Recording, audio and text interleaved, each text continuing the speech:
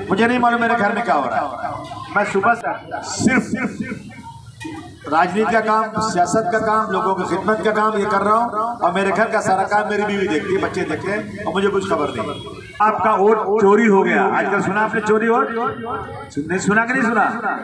जोर से ना बोलिए। वोट चोरी हो रहा है।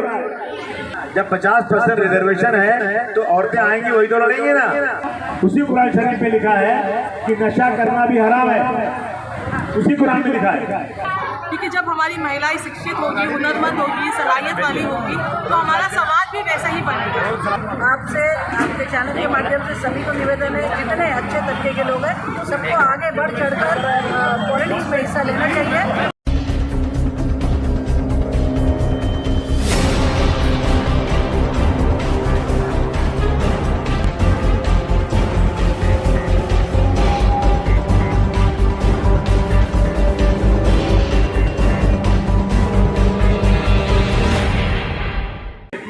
अल्लाह ने जितने आदमी पैदा किए उतनी औरतें पैदा की।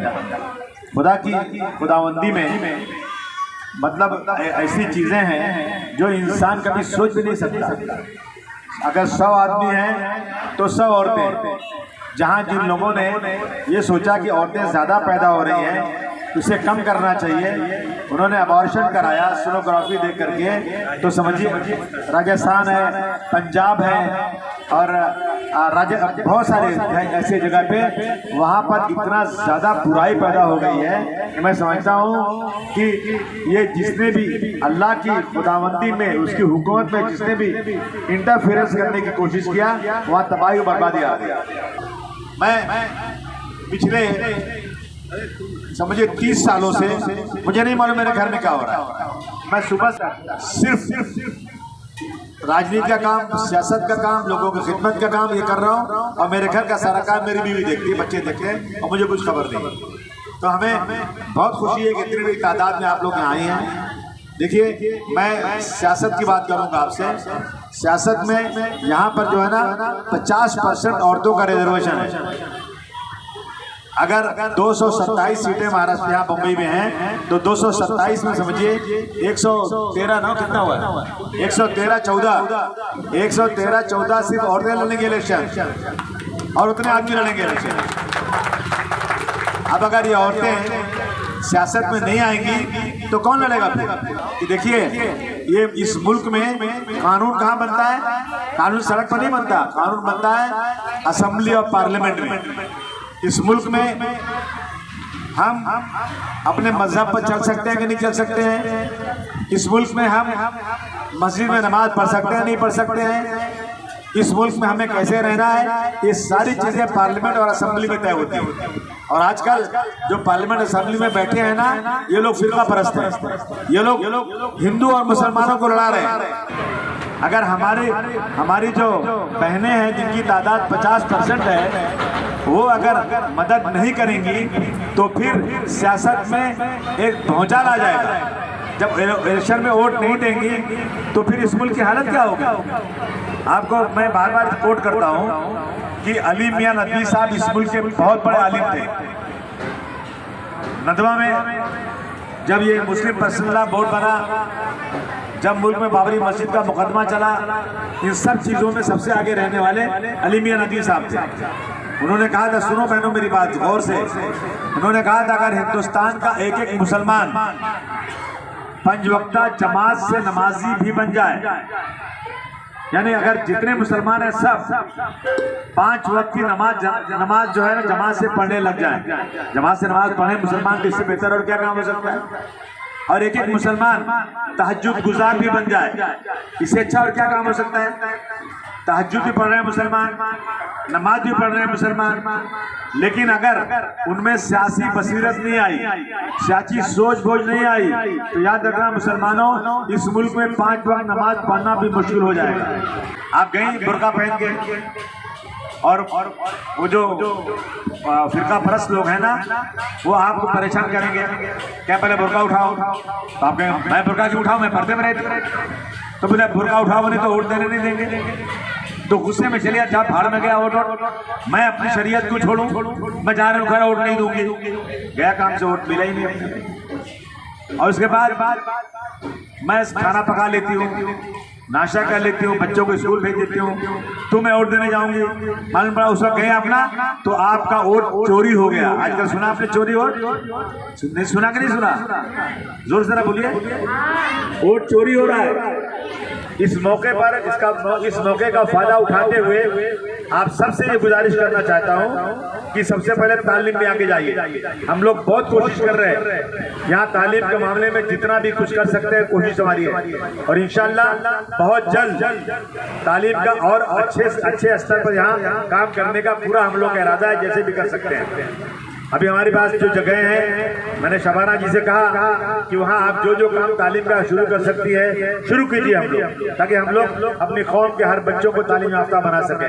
कंप्यूटर का काम सीखिए आप लोग, कंप्यूटर सीखेंगे बहुत बड़ा फायदा इससे होगा। थोड़ा कंप्यूटर का काम कोई सीख लेता है माशाल्लाह उसको अच्छी नौकरी मिल जाती है।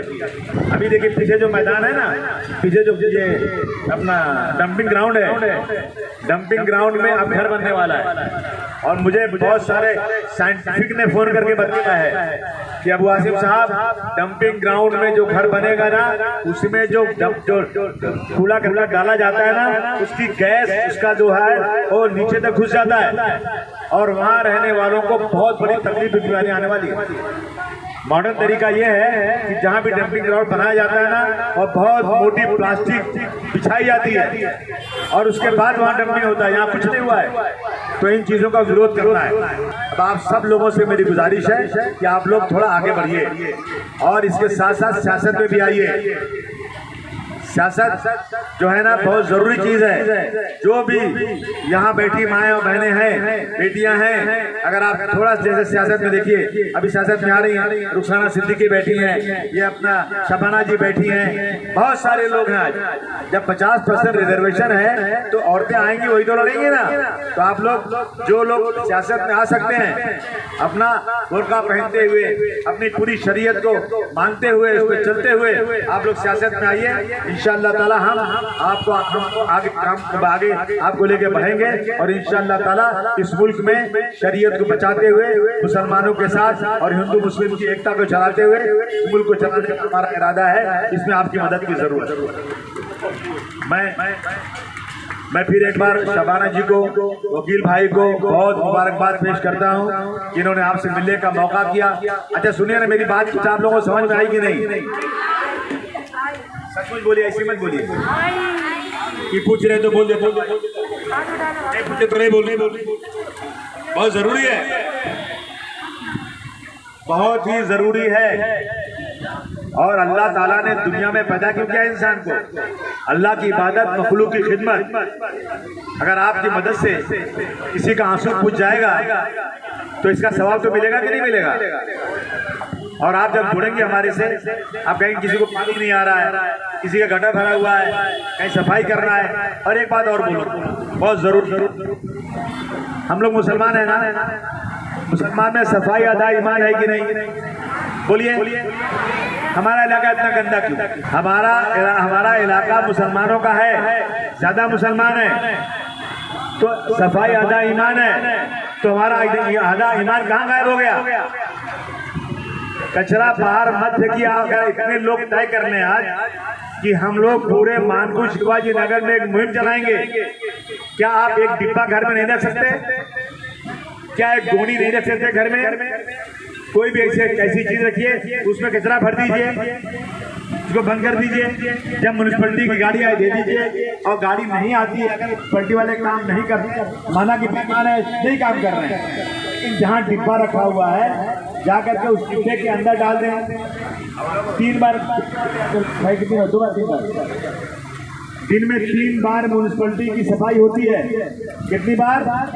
3 बार। लेकिन कचरा फिर जमा हो जाता है। कचरा बिल्कुल नहीं आना चाहिए।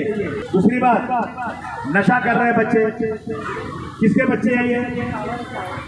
बच्चे तो हमारे ही है ना, यहीं के रहने वाले लोगों के बच्चे हैं ना। उन पर सख्ती क्यों नहीं करते आप लोग? उनको रोकिए। घर में अगर बच्चे रात को मगरिब के बाद नहीं आते हैं तो उनको तलाश करिए, कहाँ गए बच्चे। ये बहुत जरूरी है। अभी एक साहब एक किस्सा सुना रहे थे। देखिए, कहते हैं ना कि साईं संगत साधु के जीव गंदी का बास। एक कबीरदास का दोहा है, साईं संगत साधु के जीव गंधी का बास, जो कुछ गंदी देत नहीं तो भी बास सुबास। यानी अगर आप एक अच्छे आदमी के साथ रहेंगे, आप एक अतर की दुकान, एक अतर बेचने वाले के साथ रहेंगे तो आपको अतर की खुशबू अपने आप मिल जाएगी, उसकी दुकान में बैठेंगे उसका महक मिल जाएगी आपको। लेकिन अगर किसी बदमाश और गंदे के साथ रहेंगे तो आप गंदे की तरह हो जाएंगे। तो आदमी जिसके साथ रहता है वैसे ही बन जाता है। अगर अच्छे आदमी के साथ रहेगा अच्छा बनेगा, खराब के साथ रहेगा खराब बनेगा। आपको बताया कि कुरान शरीफ में लिखा हुआ है, उस सूअर का गोश्त हराम है, लिखा है कि नहीं लिखा है? बोलिए। और शराब पीना हराम लिखा है ना? उसी कुरान शरीफ में लिखा है कि नशा करना भी हराम है, उसी कुरान में लिखा है। अगर आप ये अभी लड़के नशा करते हैं, उनको आप सूअर का गोश्त दोगे तो नहीं खाएंगे, बोले नहीं तो हराम है। इतना अकल तो उनको है, लेकिन उनको नहीं मालूम उतनी ही गुनाह है जितना सूअर का गोश्त खाने की गुनाह है, उतना ही गुनाह नशा करना भी है। समझा जाए। और कम से कम अगर नहीं कर सकते ना तो आप लोग हमें बताएं कि कौन लोग नशा बेचते हैं, कौन नशा करते हैं, उनका नंबर दें, उनका एड्रेस बताएं, धीरे से बताएं, आपका नाम भी नहीं आएगा। तो हमारे जैसे लोग जो इस काम पे लगे हुए हैं, जो गोवंडी को अच्छा बनाना चाहते हैं, वो अपनी पूरी कोशिश करेंगे कि नशा मुक्त गोवंडी बन जाए। आप चाहते हैं कि नहीं चाहते नशा मुक्त गोवंडी बन जाए? नशा मुक्त गोवंडी बनना चाहिए कि नहीं बनना चाहिए? बोलिए। आपको फिक्र है कि नहीं इस बात की? तो इसमें मदद आप करेंगे नहीं करेंगे? आपको नंबर देते हैं, क्या नंबर है उसका? टोल नंबर 98199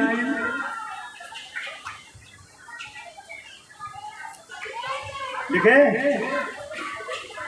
98199, उसके बाद है 77699। शर्माना खाने के लिए की टेस्टी मौलाना बिलाल साहब से कहूँगा कि रुखसाना जी को गुलदस्ता लेकर उनको वेलकम करें।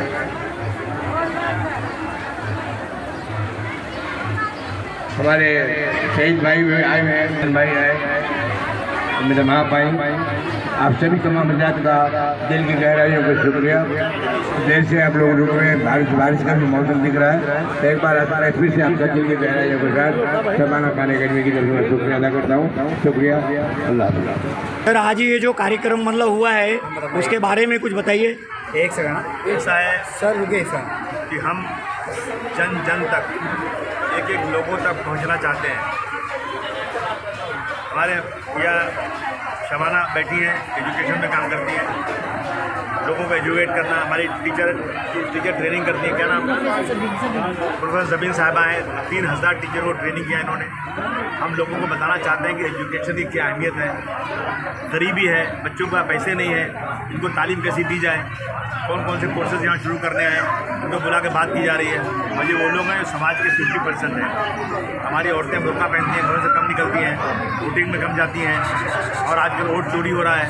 वोट चोर से होशियार रहना है, अपने वोट को संभालना, वोटिंग करना है, और लोगों को ट्रेनिंग करना है। बच्चे अगर नशा कर रहे हैं उनको रोकना है।